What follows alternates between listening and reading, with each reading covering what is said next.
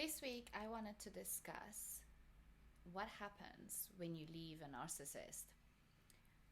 Reason I wanted to cover this topic is because obviously I've done a series of narcissistic behaviors before, and it really resonated with many of you guys, and I get loads of messages asking me, good for the people who did decide to leave their narcissistic partners or who did have the strength to get up and do something about it, but then they find it difficult to kind of accept this whole leaving the narcissist and then what happens afterwards. So I just wanted to discuss that with you guys today and really play out the dynamic of what happens when you leave a narcissist or abandon them, and what it really means to them when they get abandoned. So if you haven't been to my page, I'm Hamasa, and I look at personal development as well as emotional and mental well-being and day-to-day issues. Please subscribe to my channel. Please share your experiences in the comments below so that you're up to date with my future content. And for my returning followers, welcome back. Narcissism has been a hot topic and it has been very popular with my followers. So I just wanted to dive a little bit deeper from a different perspective, because when we think of narcissists, we always think of the person who's really in control. And it's all down to what they want, how they want it, when they want it, the love bombing, the push and pull, the hovering, and all those things that narcissists do in their relationships. They're the ones who pull the strings. And you're kind of left feeling a bit like, well, they're the most, I'm the vulnerable one, I don't really have control in this, it's all in the narcissist's hands. But what people tend to overlook is that when a narcissist gets left behind, and believe me, there's a lot of people who are now becoming a lot more aware of narcissistic tendencies and behaviors and patterns in relationships, and they're understanding and accepting that a narcissist will never change. So believe it or not, there are actually a lot of people who are doing something about leaving a narcissistic relationship. So when that happens is when the narcissist in the relationship really loses their shit. Excuse my French, but they really are a narcissistic person when it comes to relationships, are very, very eager and want to be in control. So when someone leaves them and they can't accept that, then it turns very messy, because they feel like they not only have lost control of this situation, but they've also lost control of life overall, generally. So they don't take that well at all. They have a real fear of abandonment. And that's why whenever you leave a narcissist, you see them make an effort, try and come back, because though they might be the one who are always threatening to leave the relationship or get a divorce, or I'm done, I can't do this, this isn't for me, they almost never go through with it. And if they do, that's why they always end up coming back, because it's that abandonment that they can't handle.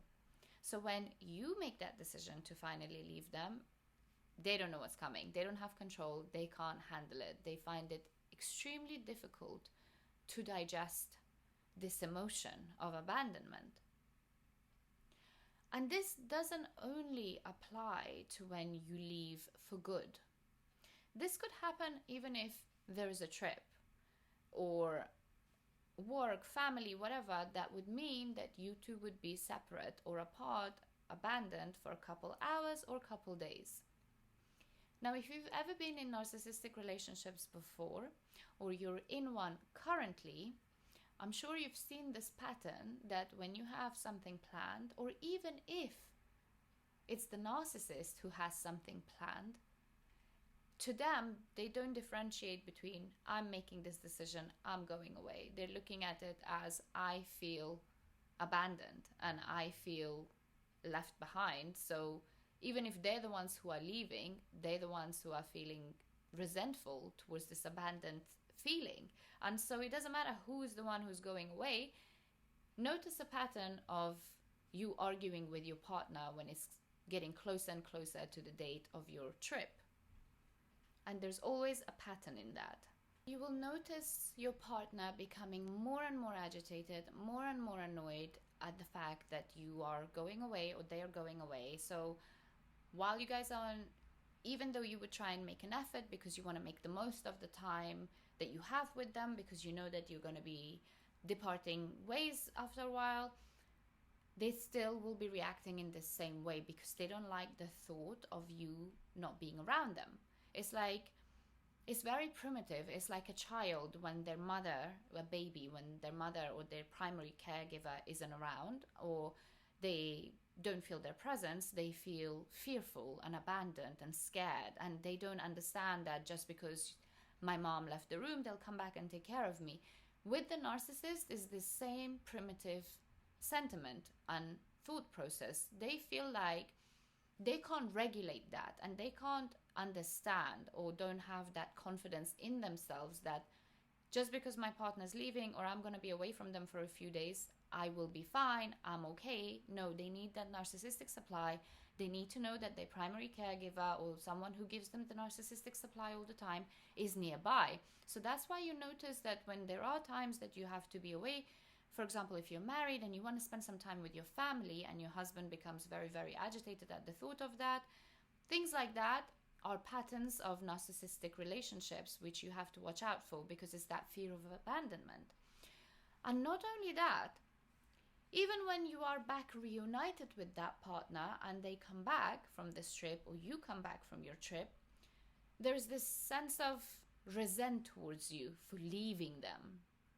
And so instead of being glad to see you and be excited, they are in this raging mood and annoyed at you for how dare you to leave them, how dare you for you to go away and abandon them.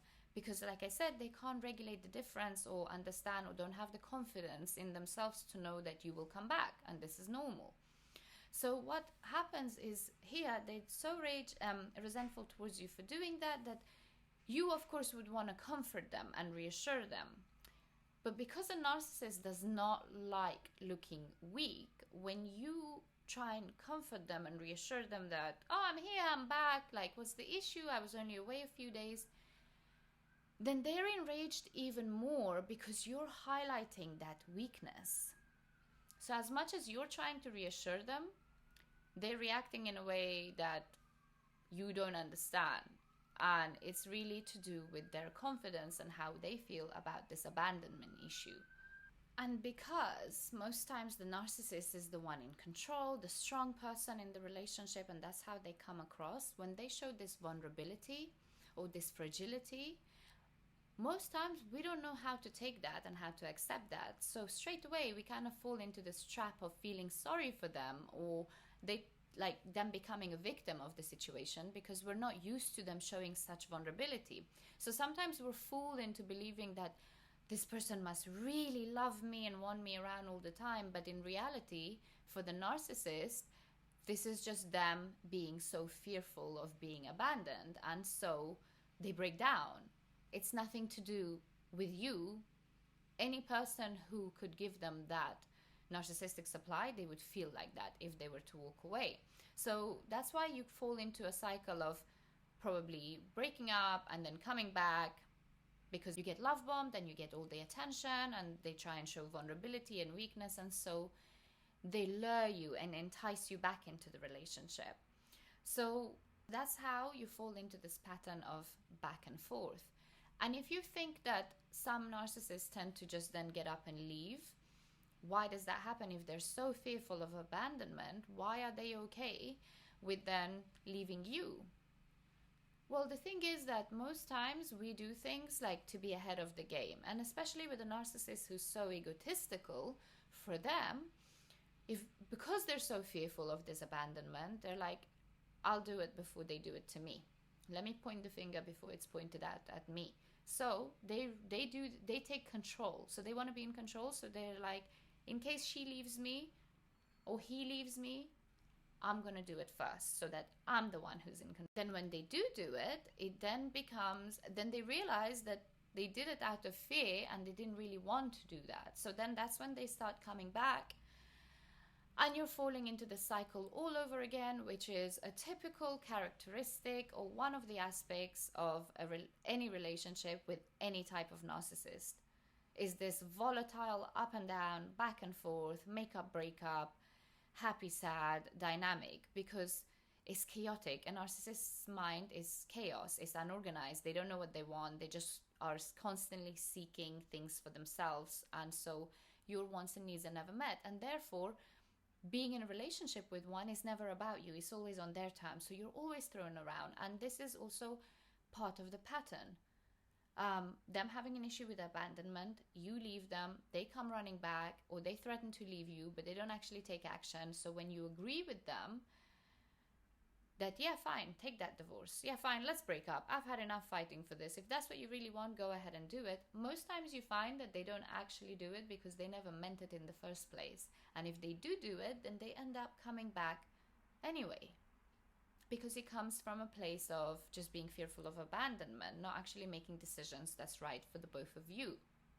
Most of us at one point or another in our lives will face some issues with abandonment, and it's just how it is. If our emotional needs haven't been met as a child, we had abandonment issues with our parents, siblings, whatever it was that we haven't dealt with, it may come out in our adult relationships in the future.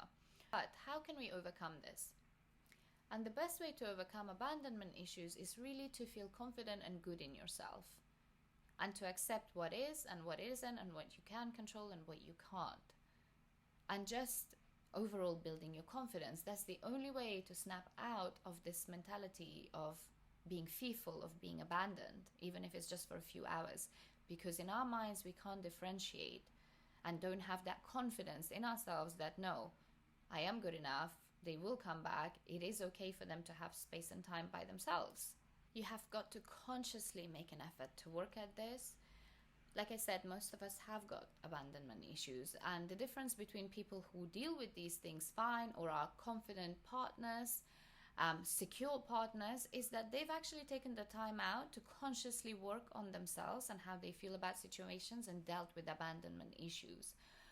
And those of us who cannot accept this or have issues with abandonment, it's just a matter of us not having to face that and deal with it and get a better grip and understanding that it's not the same thing. We're not a kid anymore. We can regulate our emotions, and we can reparent ourselves into thinking and understanding that other people will have lives and they'll leave us, and it's okay for us to be by ourselves. There's nothing wrong with that. I hope that this video has given you guys some insight into what it's like to be with a narcissist and then decide to leave them, and what happens afterwards, and why they behave the way they do. It's because the issue always lies within them, and they tend to project that in different ways. And sometimes they gaslight you, other times they mock you. Oh, do you think you can do this without me? Yeah, okay, let's go see it. Because they're trying to break you down for you not to abandon them. And the sooner that you're aware of this, when you are in a toxic relationship, when you are in a relationship with a narcissist, the sooner you will be able to get control of the situation and understand the intentions behind their actions, which is the most important part when you are dealing with someone toxic. So I hope you guys enjoyed this. Please subscribe to my channel so that you're up to date with the rest of my content, and please like and comment on this video, and I will see you guys here again next week. Thank you so much for watching. Bye bye.